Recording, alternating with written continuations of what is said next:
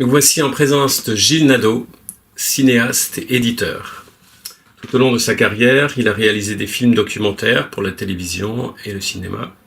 En 2000, Gilles Nadeau crée le site internet de la Quinzaine littéraire, magazine fondé et dirigé par son père Maurice Nadeau. En 2014, Gilles Nadeau a repris les éditions Maurice Nadeau, qu'il dirige aujourd'hui avec son épouse Laure de Lectrange. Votre père, Maurice Nadeau, avait une ligne éditoriale assez rare de nos jours, c'est-à-dire qu'il était prêt à publier des manuscrits qui ne lui plaisaient pas forcément. Alors, vous faites allusion au cas qui s'est présenté avec extension du domaine de la lutte de Houellebecq. Oui, effectivement, je sais que le fond de ce texte lui déplaisait, mais en revanche, il estimait que c'est un texte qui devait être publié. Et bien lui en a... Bien, il a eu raison de le faire parce que ça lui a permis, avec le succès que Houellebecq a eu par la suite, de faire survivre sa maison d'édition qui n'était pas sa vocation, mais enfin qui était toujours à la limite du déficit. Et pourtant, il lui a refusé le deuxième, non? Alors pas exactement. Il lui a refusé de republier des textes de poèmes qu'il ne trouvait pas tout à fait à la hauteur. Et comme à l'époque, sur ce succès, Flammarion eut la bonne idée de publier ce texte, mon père lui a dit, écoute, oui, je ne les publie pas, mais Flammarion va les publier certainement, mais c'est probablement parce qu'ils veulent ton second roman. Et c'est ce qui s'est produit. Flammarion a pris le second roman et Houellebecq a fait carrière. Okay. Et est-ce que ça vous arriverait, vous, aujourd'hui, de publier un texte que vous n'aimez pas? Oui, s'il est très bien écrit, s'il apporte quelque chose en littérature, tout à fait. Okay. Mais disons que c'est assez rare, quand même. D'abord parce qu'on reçoit peu de bons textes. On a une avalanche de manuscrits qui donnent toujours l'impression que leur auteur n'a pas lu grand-chose avant d'écrire. Et quand même, si on se permet de lire les classiques ou si on essaie de lire les choses qui ont compté en littérature, quand même, on devrait se poser des questions de pourquoi prendre la plume. Alors, oui, il y a beaucoup de déceptions. Et quand on tombe sur un bon texte, on est bien content parce que ça permet effectivement de voir l'avenir d'un jour meilleur. Et votre père, Maurice Nadeau, était très à gauche, il côtoyait presque Trotsky. Est-ce que ça a eu un impact sur la façon dont il dirigeait les éditions? Alors, le fait d'avoir été trotskiste avant-guerre, avant la Deuxième Guerre mondiale, effectivement, c'est une particularité. C'est d'être du côté des mouvements minoritaires, révolutionnaires, et surtout de subir la répression de tous les côtés.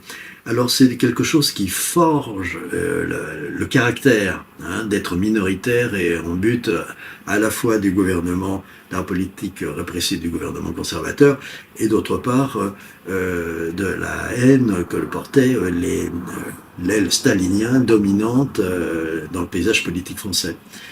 Alors dire que ça avait influé sur ses décisions éditoriales par la suite, probablement. Moi, je vois qu'il est toujours sorti des sentiers battus. Il cherchait les choses importantes et intéressantes. Il pensait que la littérature avait pour vocation de changer le monde, même s'il n'y parvenait pas.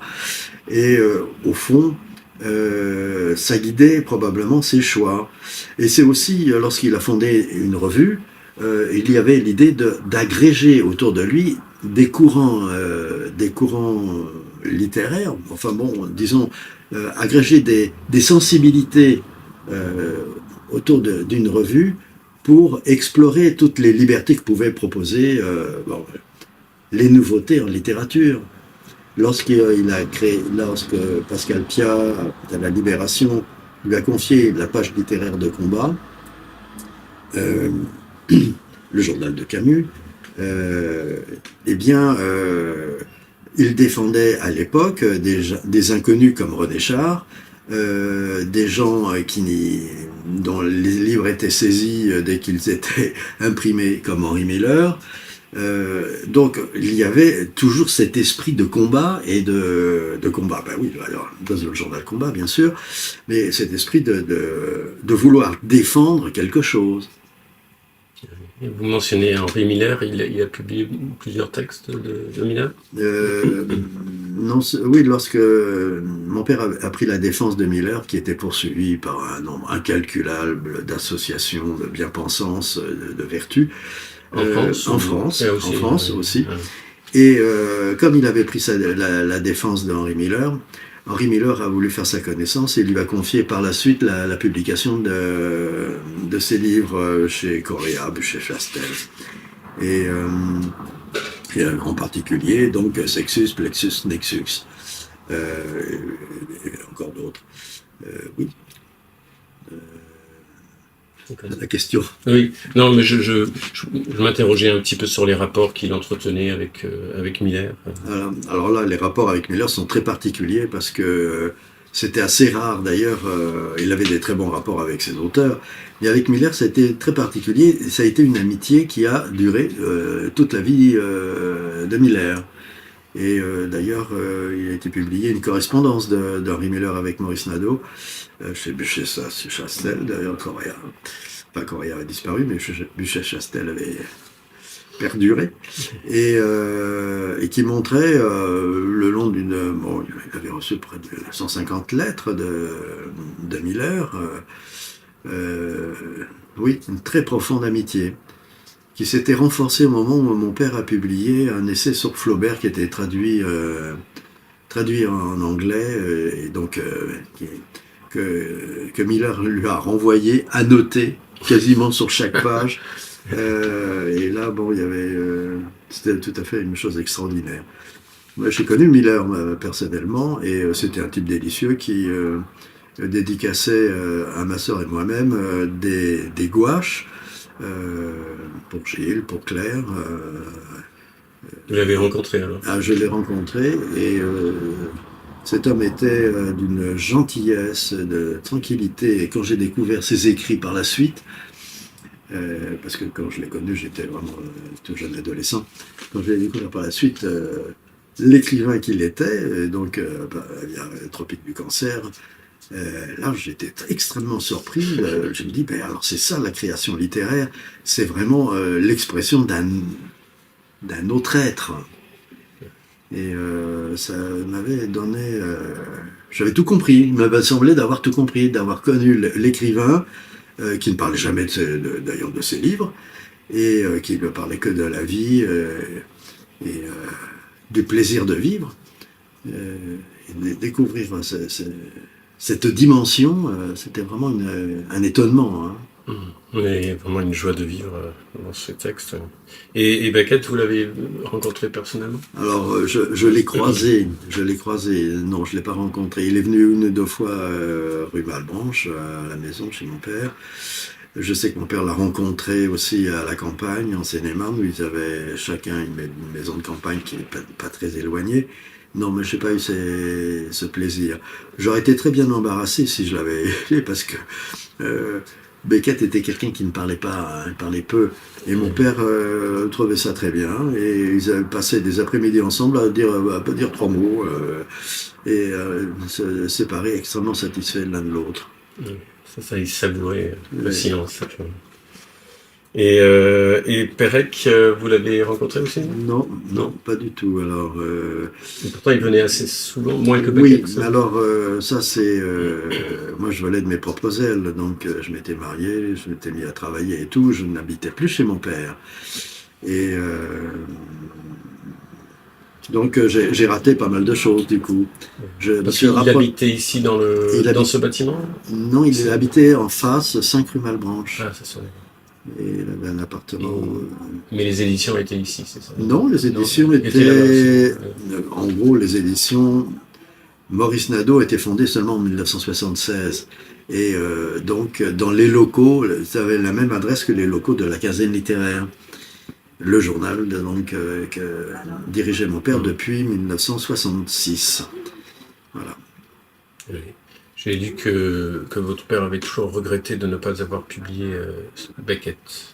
Ben C'était oui, son plus grand regret. Voilà, c'est ça. Oui, alors ça, c'est l'histoire qui l'a rendu presque malheureux. Ah bon, ouais. Bon, oui, la femme de Beckett était venue présenter un texte de 3 pages, et puis mon père avait dit non, je ne vais pas publier ça.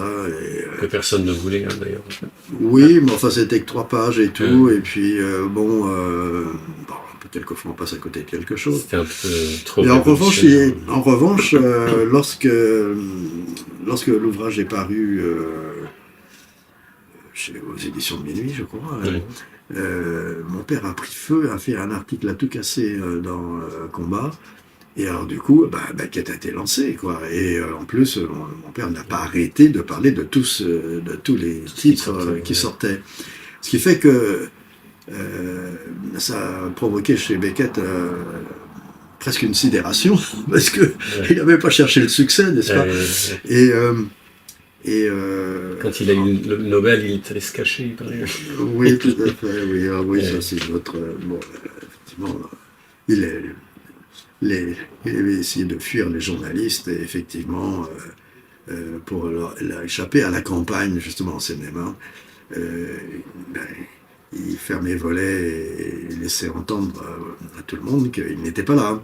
Donc il se cachait et marchait accroupi dans le jardin pour éviter les regards indiscrets. C'était son Proust. Oui. Et donc votre père a aussi été le premier à découvrir J.M. Coetzee en France, en publiant Waiting for the Barbarians, en attendant les barbares. Pourquoi avoir choisi cet écrivain d'Afrique du Sud plutôt qu'un autre? Je sens bien en peine de vous le dire, parce qu'il faudrait avoir le choix et le potentiel. Moi, je pense que le texte est très fort. Et au fond, tous les choix de mon père, qui a publié beaucoup de choses traduites, effectivement, hein, le nombre d'auteurs traduits de l'étranger, c'est assez considérable, surtout américains, mais aussi d'ailleurs russes, hein, évidemment. Bon, là, oui, australien, hein, il est australien. D'origine. Ah non, sud-africain. Né en Sud-Afrique, mais il habite en Australie en ce moment. Oui, je crois.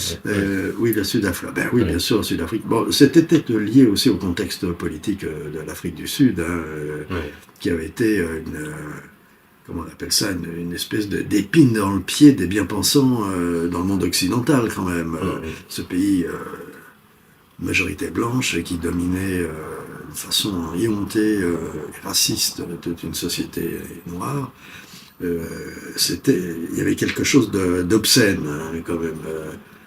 Alors donc probablement que c'était l'écho de tout ça, mais surtout il y a une qualité d'écriture, et c'est là où je reviens à mon dada, c'est que au fond il s'agit de littérature, et la littérature, qu'est-ce que c'est? C'est que à travers une œuvre originale et comment dirais-je, la maîtrise d'une langue et d'une expression littéraire, on peut faire bouger les esprits et toucher au plus profond.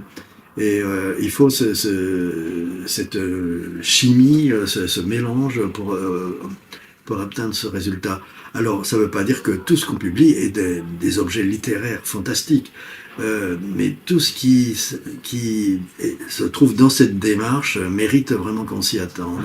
Alors nous, à notre toute petite échelle, vous avez déjà repris les éditions il y a 10 ans, on a pu constater depuis une trentaine d'années l'effondrement de la littérature en France, pas seulement en France. Et la place qu'occupe la littérature dans les journaux, etc., c'est effiloché, c'est réduit à une peau de chagrin. C'est un mouvement général.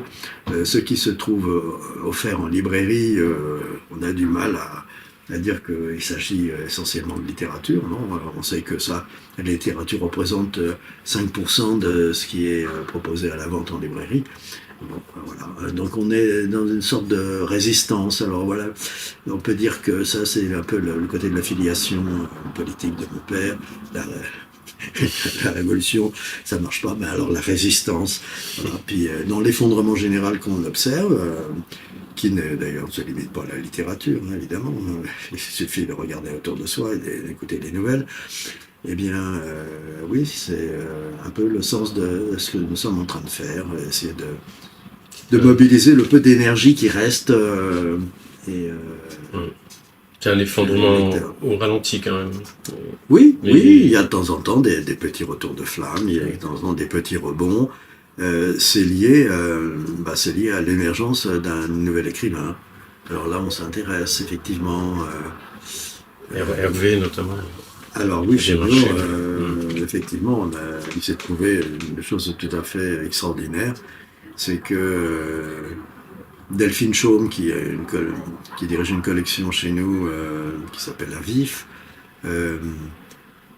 a découvert sur Twitter un type qui s'exprimait merveilleusement bien. Vous savez, faire des courtes phrases, etc., c'est pas évident. Et elle a trouvé qu'il écrivait très très bien, elle s'est rapprochée de lui, elle s'est rendu compte qu'il était un clochard. C'est le premier clochard avec un compte Twitter, et à l'époque où elle l'a remarqué, il avait déjà 12 000 followers, qui est quand même un truc complètement ahurissant. Et elle lui a proposé de réunir ses écrits, parce que manifestement il écrivait. Bon, de fil en aiguille, ça aboutit à Écriture carnassière, qui est notre best-seller depuis 10 ans, et qui a permis quand même de sortir un clochard de la rue. Et non pas à cause de... Bon, bien sûr, les médias ont été intrigués par le phénomène du clochard qui écrit, mais surtout c'est qu'il y avait une écriture, il y avait un écrivain qui... pas seulement en germe, parce on va publier en septembre un second ouvrage d'Hervé, cet auteur qui est tout bonnement sensationnel et qui a touché un public très varié. Et le texte qui s'est le mieux vendu chez vous, c'est celui de Michel Houellebecq, l'extension du domaine de la lutte? Pas exactement. C'est très très bien vendu en version brochée. Il continue à se vendre.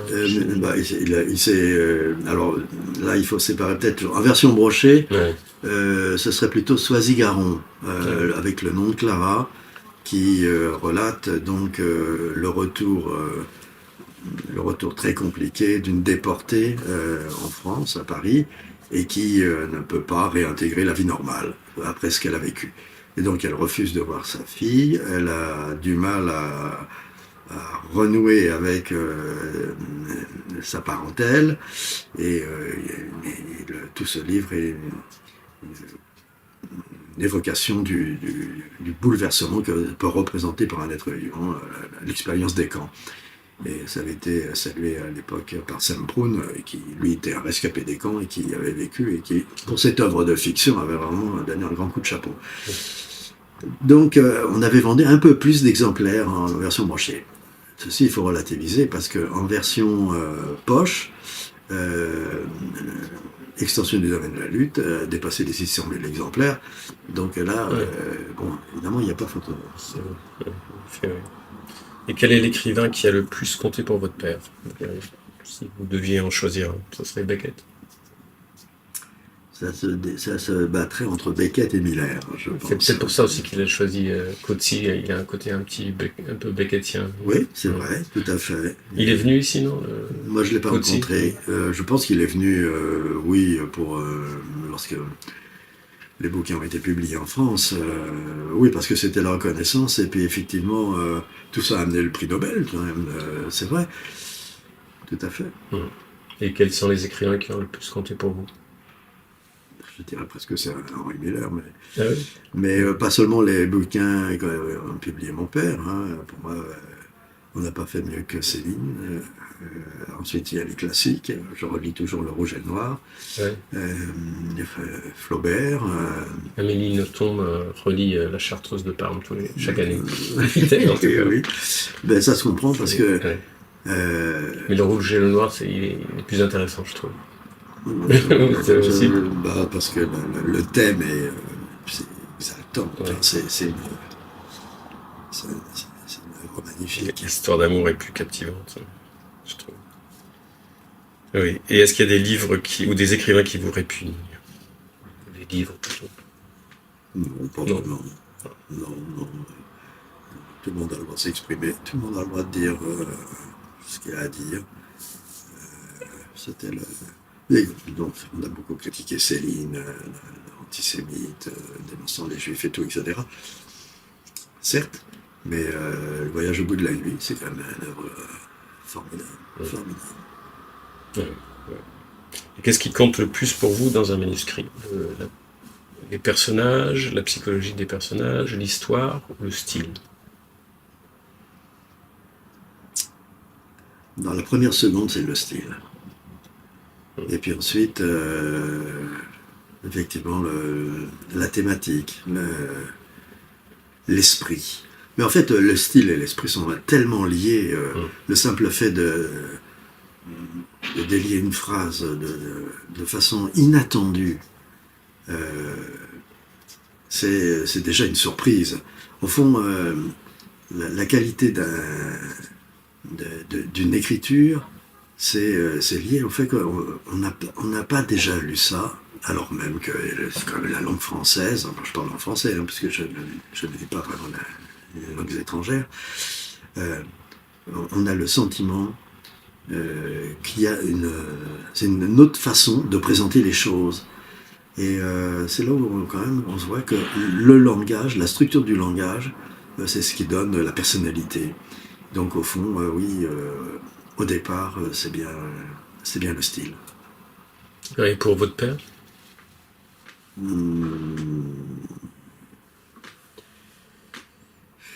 Écoutez, si le style n'est pas lié intimement au fond d'un récit, ça serait à pleurer. Je pense par exemple à Chalamov, le récit de Colima, dont on ne connaît que par les traductions françaises. Mais enfin, on se rend bien compte du dépouillement de cette écriture. Chalamov raconte les camps, raconte la saloperie humaine codifiée, institutionnalisée, et avec les quelques moments d'espoir pour revenir à l'humanité. Eh bien, il le fait, absolument pas dans un style emphatique, il ne le fait pas avec l'idée de revanchard, non, il se borne à raconter les choses plus près et de façon extrêmement brève et précise.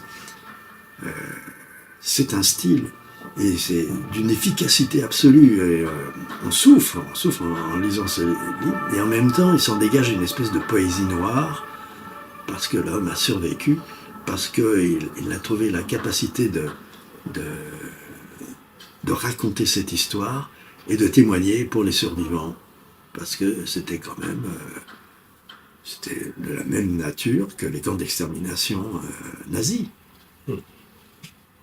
Alors, il y a pour votre père aussi, c'était le style. Oui. Ouais. Et une dernière question, tentez-vous d'améliorer les manuscrits que vous recevez? Alors ça, c'est malheureusement impossible. Non, c'est impossible. Un manuscrit qui n'est pas bon, qui est mal écrit, etc., on n'arrivera pas à l'arranger. Alors on peut le rewriter, comme on dit, mais c'est un traitement qui lui fait perdre tout intérêt. Parce que, justement, on en revient, qu'est-ce qui est le plus important? C'est le style. C'est pas tellement l'histoire, les histoires d'amour, les histoires de guerre, les histoires sociales, etc. Tout le monde les partage. C'est la façon de les voir, c'est la façon de les restituer, c'est la façon de les décrire qui compte. Alors, si on passe par un moule qui est forcément lié au fait que ça doit être lu par le plus grand nombre, à ce moment-là, on va sortir un produit qui sera, dans le meilleur des cas, semblable aux autres et qui n'a donc aucun intérêt. J'ai essayé en revanche de demander à des auteurs de réécrire en signalant les faiblesses et les choses comme ça. En général, ça ne s'arrange pas. Ça ne s'arrange pas. La chose. Et c'est même quelquefois le contraire. Parce que, j'ai l'impression que c'est la chose du monde qu'on peut le moins déguiser, c'est son style. Oui. Alors, je sais qu'il y a des professionnels de l'écriture. C'est différent. Ils adoptent des styles qui permettent la vente à des publics très ciblés, et je ne pense pas que ce soit de la littérature. D'accord. Parce que ça peut aider quand même, ce qu'on appelle en Angleterre hands-on editor. Oui, on corrige les fautes d'orthographe. Oui, ça, hein, oui. D'accord, ça oui. Mais on ne change pas la structure d'un texte, d'une phrase, d'un rythme. Alors la question peut se poser pour la traduction. C'est vrai qu'on est obligé de faire une adaptation. En particulier, je pense à un livre anglais qu'il faudrait traduire en français. On se doute bien que ça va être un casse-tête pour trouver les équivalents, n'est-ce pas? Et alors là, on parle toujours de la trahison, etc. Mais elle est absolument nécessaire. Mais encore, il ne faut pas trahir l'esprit. Trahir peut-être le rythme, je ne sais pas. Mais en tout cas, c'est une drôle d'affaire que je ne maîtrise pas du tout. Merci beaucoup, Gilles Nadeau.